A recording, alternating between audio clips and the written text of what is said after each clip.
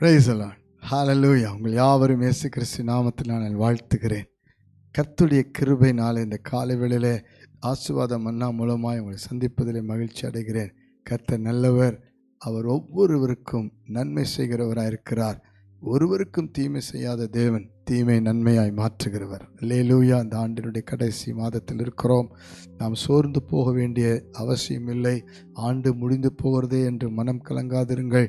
கர்த்தர் இந்த மாதத்திலேயே அநேக நன்மைகளை கொடுத்து உங்களை ஆசீர்வதிக்க வல்லவராக இருக்கிறார். ஆமென். அல்லேலூயா. இந்த காலை வேளையில் கூட உங்களை பார்த்து ஆண்டவர் ஒரு தீர்க்கமான வார்த்தையை சொல்லி உங்களை ஆசீர்வதிக்க போகிறார். இந்த வேதத்திலே அப்போஸ்தலர் 27 வாசித்து பாருங்கள். ஆனபடியினால் மனுஷரே திடமனதாயிருங்கள், எனக்கு சொல்லப்பட்ட பிரகாரமாகவே நடக்கும் என்று தேவனிடத்தில் நம்பிக்கையாயிருக்கிறேன். அல்லேலூயா, அல்லேலூயா. நாம் தேவனிடத்தில் நம்பிக்கையாய் இருக்கும் பொழுது அவர் சொன்னபடியே நடக்கும். ஆமென் சொல்லலாமா? நீங்கள் இன்றைக்கு யார் மேல் நம்பிக்கையாக இருக்கிறீர்கள்? எந்த சூழல் நம்பிக்கையாக இருக்கிறீர்கள்?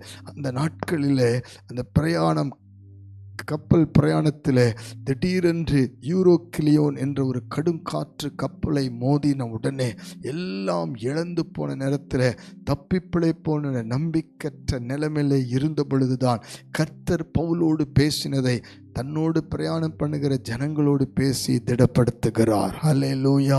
உங்கள் வாழ்க்கையில் கூட இந்த 11 மாதம் இந்த நாள் வரைக்கும் கூட எத்தனையோ வருஷங்கள் உங்கள் வாழ்க்கையில் நிறைய கடும் காற்று போன்ற பிரச்சனை, நிந்தனைகள், அவமானங்கள், போராட்டங்கள், பற்றாக்குறை, கடன்கள், இப்படி பல விதத்தில் உங்கள் வாழ்க்கை படகு, உங்கள் குடும்ப படகு, உங்களுடைய அன்பின் உறவுகள் எல்லாம் சிதறடிக்கப்பட்டது போல, இழந்து போனது போல, நம்பிக்கற்று போனது போல இருக்கலாம். இனி வாழ முடியுமா? இனி எல்லாவற்றையும் நான் திரும்ப பெற்றுக்கொள்ள முடியுமா என்ற நம்பிக்கை இல்லாமல் இருக்கலாம். கலங்காதிருங்கள். கர்த்தர் சொல்லுகிறார், திடன் கொள்ளுங்கள். கர்த்தர் காற்றையும் கடலையும் அடக்கி போடுகிற கர்த்தர் கூட இருக்கிறார். அந்த யூரோக்கிலியோன் காற்றிலிருந்து தான் ஒரு பெரிய பாதுகாப்பு வருகிறது. உங்கள் பிரச்சனைக்கு மத்தியிலிருந்து தான் தேவன் உங்களை திடப்படுத்தி தைரியப்படுத்தி சொல்லுகிறார், நான் உனக்கு சொன்ன பிரகாரமாகவே உனக்கு நடக்கும் என்று. ஆபிரகாம் வாழ்க்கையில் தேவன் சொன்னார், அது நிச்சயமாய் நடந்தது. 25 வருஷத்துக்கு பிறகு. காலங்களும் தாமதங்களும் தடைகளும் தேவனுக்கு பெரிய பிரச்சனை அல்ல. நீங்கள் திடமனதாய் இருப்பதுதான், நம்பிக்கையாய் இருப்பதுதான், விசுவாசமாய் இருப்பதுதான் பெரிய காரியம். ஆகவே ஒப்பு கொடுக்கிறீர்களா?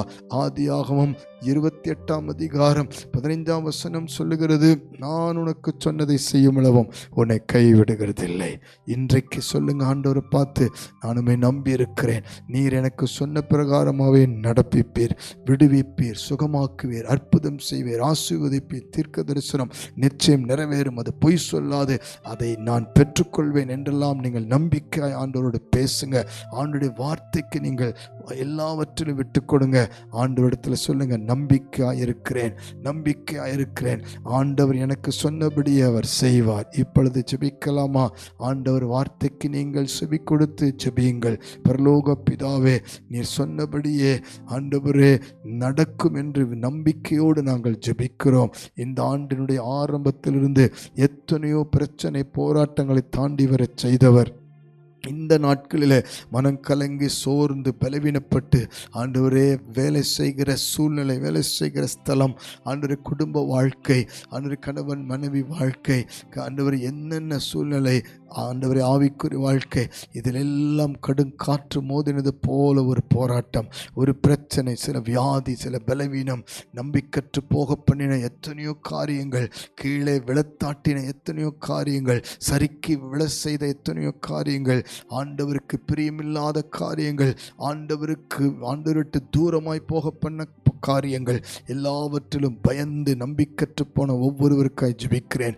இப்பொழுது ஒவ்வொருவரையும் திடப்படுத்தி அவர்களுக்கும் ஆண்டவர் எங்கள் ஒவ்வொருவருக்கும் சொல்லப்பட்ட பிரகாரமே நீ செய்கிற தேவன் என்பதை நம்பி விசுவாசித்து நீர் வல்லமையுள்ள காரியங்களை செய்கிறவர் என்பதை நாங்கள் இப்பொழுது ஆண்டவரே முழு மனதோடு நாங்கள் விசுவாசித்து ஜெபிக்கிறோம். ஒவ்வொருவரையும் தொடுவீராக, ஒவ்வொருவரையும் சுகமாக்குவீராக, பலப்படுத்துவீராக, எல்லாவற்றிலும் ஒரு பாதுகாப்பை கொடுப்பீராக, எந்த சேதமில்லாமல் காத்து நடத்துவீராக, இந்த ஆண்டு முழுவதும் ஒரு புதிய மாற்றத்துக்குள் நடத்துவீராக.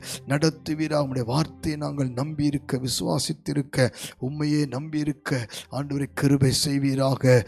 வாக்கு தத்தங்களும் தீர்க்க தரிசனங்களும் நிச்சயம் அப்படியே நடக்கும் என்று முழு இருதயத்தோடு நம்பிக்கை வைத்து ஜெபித்து அர்ப்பணிக்கிறோம். நீர் அப்படி செய்வதற்காக நன்றி. இயேசு கிறிஸ்துவின் நாமத்தில் ஜெபித்து அர்ப்பணிக்கிறோம் நல்ல பிதாவே.